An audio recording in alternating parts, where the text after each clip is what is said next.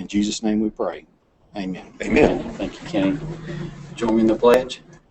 I pledge allegiance to the flag of the United States of America and to the republic for which it stands, one nation, under God, indivisible, with liberty and justice for all.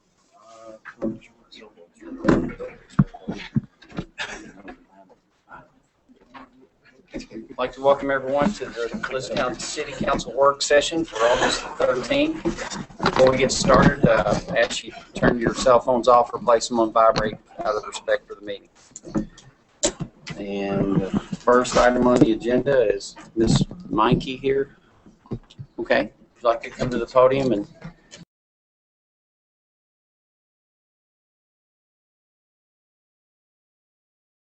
budget money annually to do sidewalks around town, and like I said, Westport Road has always been one of those high-ranking projects, and we're just getting to It is on. I think it's number 3, and I can't think of what the dates was first. I Yeah. didn't know it was on the agenda. So it is on the list. Oh, that's good. It is on That's awesome. the list to be done. Yes. There we There it is. There it is.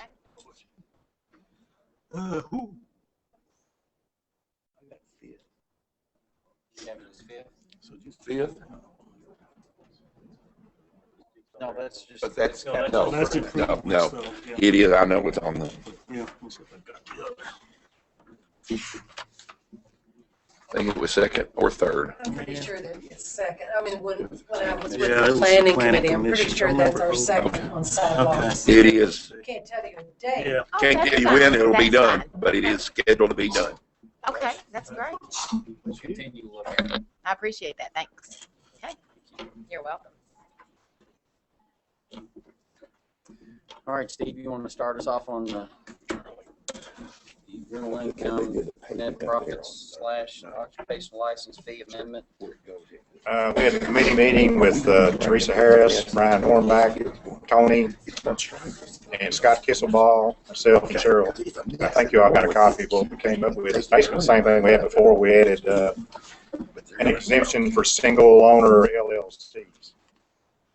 And it's pretty much unanimous as far as the proposal we had at the beginning. The landlords thought it was fair, and there's a way to look at it and try to define, I guess, what we're trying to do is define what a casual renter is, and that's what we came up with. So, don't you have anything to add? That was pretty much it. What we came up That with? was, those that was there, there was some, biggest question was just who do we call the renter, as, and the LLC came up.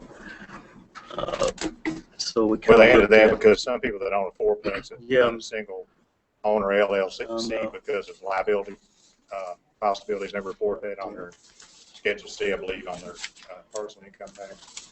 So if it was a regular partnership, then that's taxable. They ain't trying to do a business. But there's some discussion too if they had multiple LLCs trying to avoid the tax. But by the time you pay the license fee to the state and just go to the trouble of setting that thing up and paying the different tax preparations and all that stuff to keep it all separate, it's probably not worth it. That was brought up. We'll just have to monitor that and see if that's an issue that comes up later on. We can amend later, but don't feel like that would be an issue. So that's pretty much what we came up with. And that's the comments that I've heard from individuals that was concerned about enforcement being fair. I know one individual called me and said, I own property individually, I own property with partners, I own property in an LLC, on different property and things like that. How would the city be able to? Well, it's going to be taxed. He's already be paying tax separately. It's 1065 on his LLCs. If he had a corporation, if he had any other partnerships, those would all be taxable. So that's, it would be, he would have more than 4 units. So that would fall in. I know it would apply. I guess what I'm concerned Yeah. about is how would the city be able to enforce it to know? How are you going to know who's? We're not going to get everybody. We're not going to get everybody, I'm sure. We don't get everybody that paints now. But it gives us a definition that everyone can, that's what we're trying to do, is keep it as simple as possible. A definition that everyone understands. So if we do discover someone either through another return where they take a rental deduction, and we say, well, you got a rental deduction, who you paying the rent to? If they're, so we can do it that way. We can look at utility hookups, whose name is it in, if they want to go back in the owner's name when a person moves out. That pretty much tells us a lot of them. But then again, we're not going to get everybody. IRS doesn't get everybody, we don't get everybody. But we're trying to get a very simple definition that's easily understood and applies to everybody. And in the past, even the CPAs had told us it was ambiguous and there were some gray areas. This is clear. This is. A lot of this is, and that's what we're trying to do. And a lot of this has come because of requests from CPA saying, give us an easy definition so they don't go down the street and get another CPA that interprets it a different way. Pay tax, and it puts them in a bad situation. So we're trying to remedy all that at once. It's just like small business owners that don't have a business license. And once we find out, we send them a notice and letter and say, you have to. Subcontractors, there are ways to find people. There's no set way to find everyone, but we try.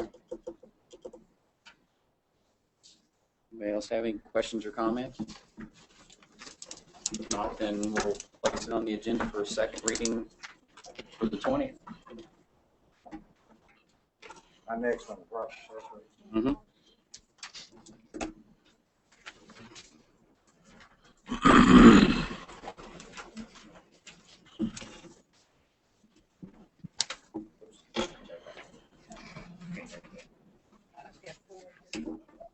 Look, that secret sheet for Candy.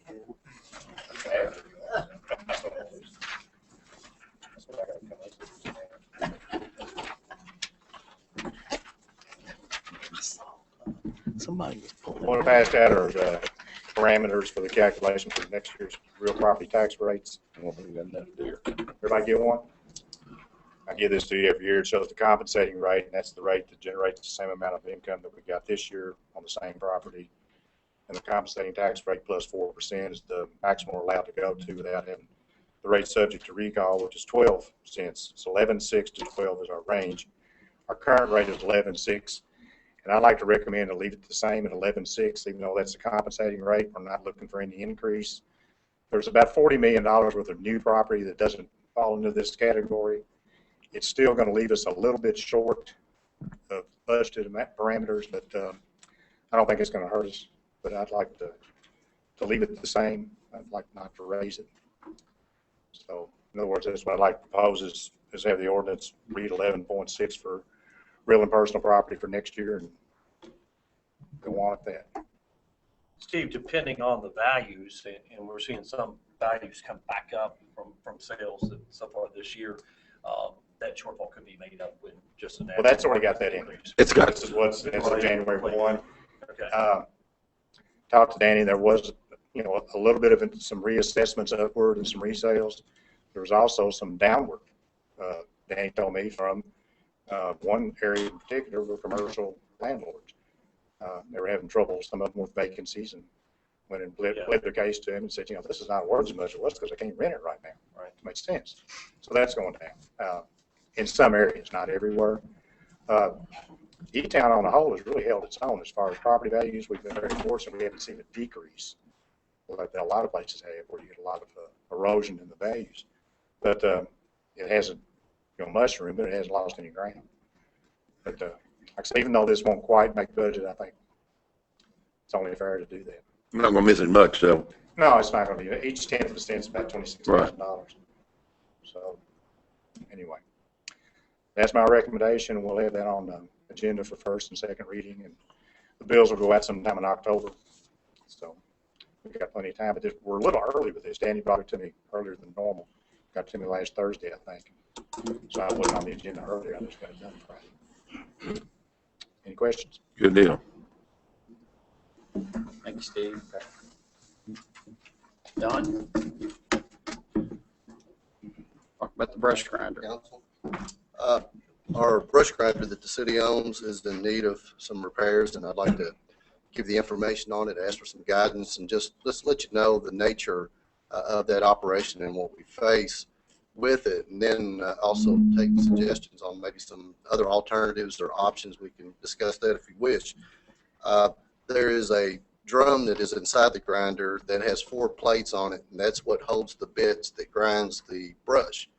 and one of those plates came loose and is damaged beyond repair. So we have to replace all 4 of those plates in order to be able to balance the machine for it to operate correctly. So we're looking just for the plates, we're looking at about $10,000. So just to have that fabricated, and along with that, we need to replace some bearings, bolts. Also, while we're at it, we're going to go ahead and replace the teeth. Total estimate at this time is about $15,500 or $750. So we're looking between $15,000 and $16,000.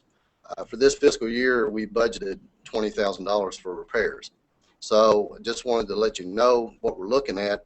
About once a year, we have to replace the clutch on that machine. So if we spend the $16,000 to replace the plates for the drum, the teeth, and the bearings, then we may be looking at, in the future, before the fiscal year is up, at replacing the clutch, which is going to be $10,000.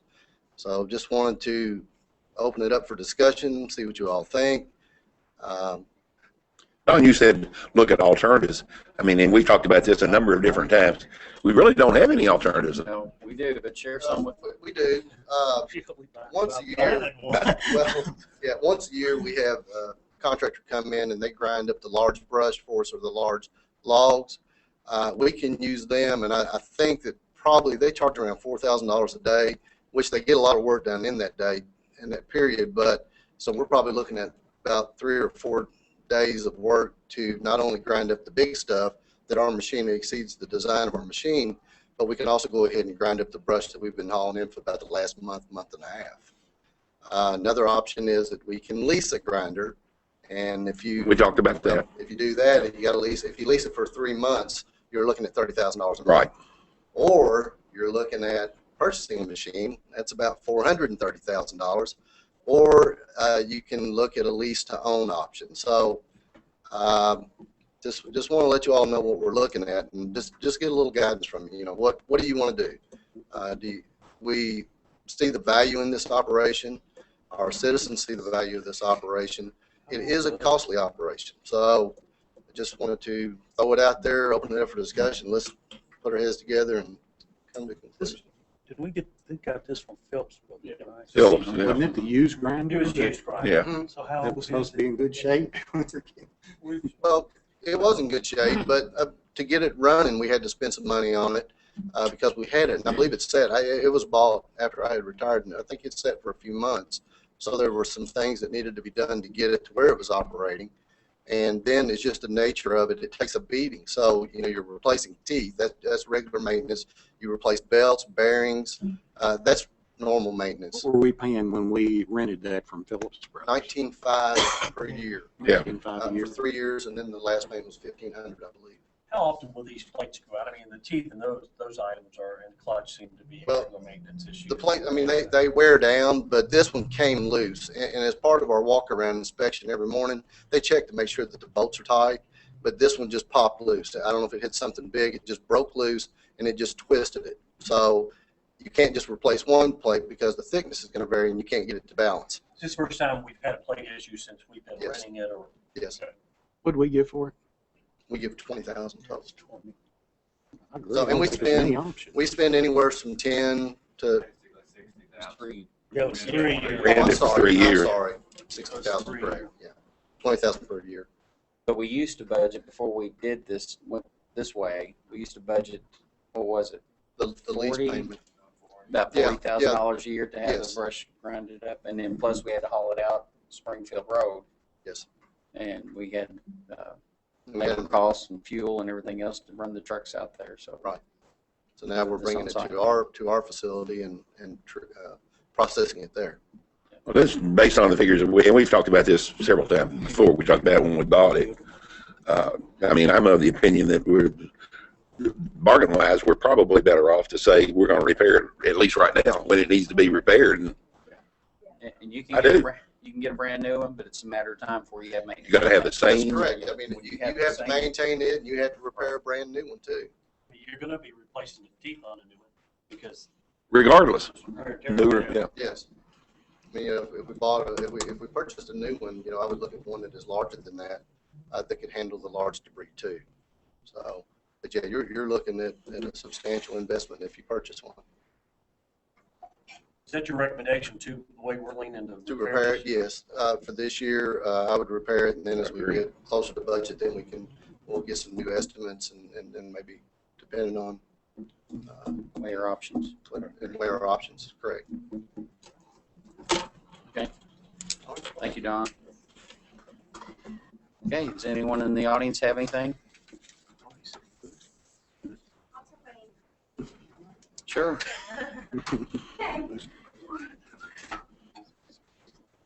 Yep, I think that's what I'm gonna do, right? I'm gonna go down, get an ice cream cone. But I don't know it all. You get the first part. Well, I don't know if you've noticed Sheriff Andy Taylor's car parked out front of the theater today, or him in the ticket office getting ready to sell tickets for the week, but he is there. So we're very excited. I just want to give a big thank you to the News Enterprise. Oh, where did Marty go? He left. He left. There Okay. There he is. There he is. Thanks, We're Marty. looking at I was the car. saying thank you. Because Marty, made front page and it was a great article. It did get picked up by the Associated Press and went to newspapers all over the country. So I have sold tickets from Missouri, Ohio, Indiana, all over the place. So folks that are coming to E-Town to see the shows and to see Karen Knotts, of course, Don Knotts' daughter, will be here on Saturday. So we're just very excited about that. And it also got picked up by WHAS 11 News. I will mention this. So anyway, starts tomorrow with the Andy Griffith film No Time for Sergeants, which is, of course, where he and Don Knotts met. And then on Thursday is 5 classic episodes of the Andy Griffith Show. And on Friday is the made-for-TV film Return to Mayberry. So, and then finishing up on Saturday with Don Knotts' daughter, Karen. So we're excited. I'm excited. Good. I love Andy. So we hope you can make it. Emily, one quick question. Sure. How has approach the subject, how has the alcohol sales worked? It's been pretty good. Of course, Cruise in the Heartland was our first major event. We did a little less than $1,200 in sales that day. Of course, there were some parameters because of the way the city is set up with us being our classification of city and everything. So, we kept it inside the confines of the building. You had to buy it there, you had to drink it there. But, $1,200, hey, I'm not going to turn it down. So Yeah. it was okay. The concerts we're doing, depending on the size of the audience. I would take for Casey James, I had 300 people in attendance and I sold 300 beers. So most people bought at least 2. No problems. I have not had the first problem. I've had no one get out of hand, out of control. Even on Cruise in the Heartland, we didn't, to my knowledge, had no problems at all. Seems to be going pretty smooth. What do you think your inventory is left? Because I looked there, you did your sales, and I looked at your income board, and I was like, oh, you made $100 selling liquor. But what's your inventory roughly over there? Do you think you still have on hand? Right now, Yeah. $200. I'm not keeping a big stock unless we're going to sell it. This report, Yeah. this report for July, that was more than just the cruise in. Yes, it was more than cruise. That was, yes, that was, we had the Casey James concert. Are you listing that under bar income? Is that what your alcohol sales are going under as far as category? Bar income. And then also, you can hire us now to run your personal bar. There was a group that hired us for their class reunion, and we ran the bar for them as well. So just real quick here, you've got, you got 1,400 in it, you got $200 left, you're only really about $300 profit, roughly. well, some of those dollars were allocated in June, I think, as well. And I don't know if you have that report there. No, I've just got July. Yeah, we had some sales also in June. Okay. So, Were all the expenses though? Were there expenses in June for that? too, or is this- yes, there would have been expenses and income both in June. Not all. But this down here under expenses, you're showing $1,113. Right, that would have been Cruise in the Heartland. Okay, was that covering what you sold in June as well? Is that inventory for June and July that you paid for the invoice, or did you pay for it up front, or what? Before the front. Yeah, that's Yeah, just you have to be pay for upfront. everything. Everything has to be paid up front. Yeah, there is no credit line. I think Marty's question was, it shows up in your July financial statement. It shows $1,113. Yeah, that income was for Cruising the Heartland only. Is it titled that Well, way? that's, It just says alcohol purchase. And then you Alcohol got your purchase? alcohol license fee of 207, so you're really looking at 1320 in expenses against a 1545 profit, income. Yeah, I'll have to, I mean, I don't have it in front of me, So Marty. it's I about would have to look at $300 it. is what you pay. Yeah, it's for looking like alcohol 300. In Mhm. July. Is that permit, is that each time you do something, is that what? Yeah, you're under? because we don't have a fixed license all the time. I do individual temporary permits for every event Okay. that we do. So I have to pay and fill out an application every single Okay. time. So, like, and when we did the class reunion, I mean, I passed that on to the renter as well, to where they pay for the license, and then we run the bar on a cash basis. How'd that affect your insurance?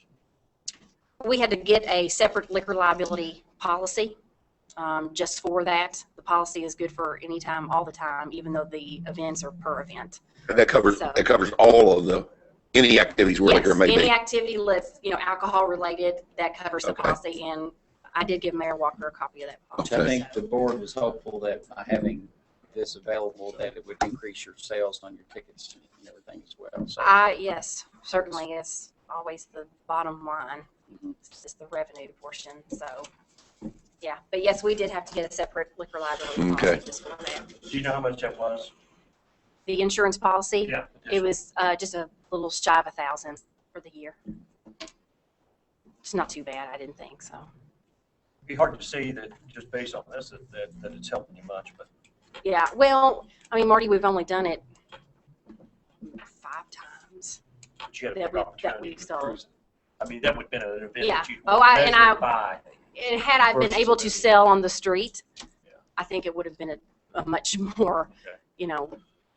impact. I think it's too early to really tell. Yeah, it's too early. too early. It's very young. We're still learning, and there's only been a few times that we've Yeah. been able to do it. So I would say cruising was the first opportunity that we had with kegs. I mean, otherwise it's always just been bottles. So I'm not gonna sell it at the Christian concert. no, not that. Surprise. Certainly not. Mm-mm. Anything else? Thank you. I have new season. I didn't know if y'all wanted these. I have new season for the remainder of the year. I thought it was my dad's speed. It wasn't. Always keep prepared. Yeah. We're gonna bring deputy dog.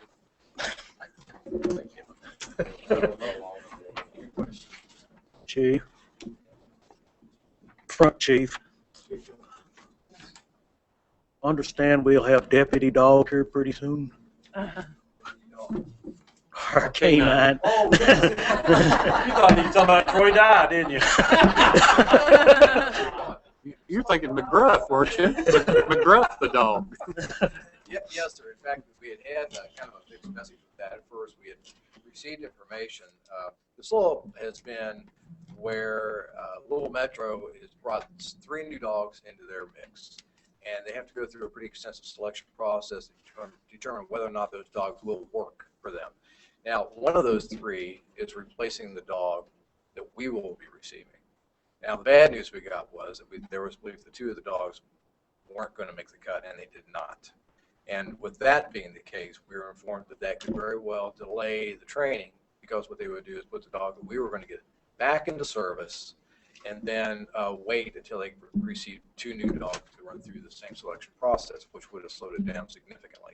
We found out very recently, within the past few days, that that's not going to happen. Even though those 2 dogs didn't make the cut, they're going to go ahead with the training with that 1 new dog and include our trainer into that, so we'll be able to move forward very quickly. So we anticipate towards the end of this month, I think, is what's going to start. We'll have the dog by the end of the month. We should, yes, Okay. and the training will start. Okay. The handler has been working with him some already. Actually, the handler has. We've been sending Chris up there every week, once a week on Wednesdays. He's been going up there during their regular training process. They've already started the bonding process with the dog, so that's been working out well. So We're in pretty good shape. In fact, Chris has already got a run built out at his house. We've got the dog equipped, the car equipped. We were able to get the insert and get some other work done on the car for almost nothing. A lot of companies have been dedicating a lot of materials to this process. It's really been a tremendous amount of support from the community, business, especially the business community here in Eaton Town. To make this successful. Does he get his own seat? He does have his own seat. Yes, sir. See, when you get him, we want you to bring him to this meeting and let him sniff this drink up here. Mayor's got to swear him in. Yeah, don't tell us. Don't tell us when you're bringing him, though. Don't tell us. Yeah. So we're pretty excited about that. Thanks, Chief. Does anyone else out in the audience have anything you want to bring before the council? Oh, who's the new guy? Council members, New press guy. have anything else? I think there was a pretty good turnout for the Civil War walk and everything Saturday night. Yeah, there was a good turnout. At least it was good weather. And the second Saturday as well, so there's some businesses. A little music. There's a little live music going on. I don't know if they can hear the music for the cannonballs.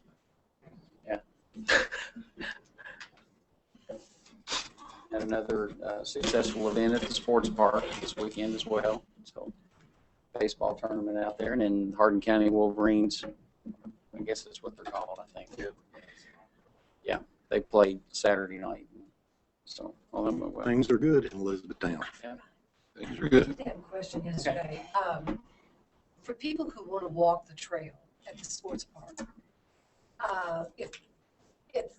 what times will the park be open? Seth, you want to? We've been talking about this. I think one of our biggest concerns we have right now is where people park. That's the question that's come up the most, is where people park. The front gate, for instance, we've been closing that around the hours of the park office. So Monday through Thursday, that's 8 to 5. Our maintenance guys come in earlier, so the gates are open a little bit earlier than that, around 7 o'clock. Then on Fridays, we follow the same office hours as City Hall, so we've been 8 to 4:30.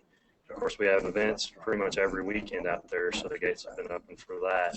And then there's times where we'll have some things during the week, so the gates have been open.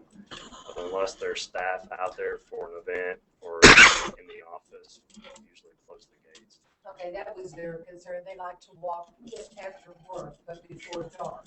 But that's not going to be possible.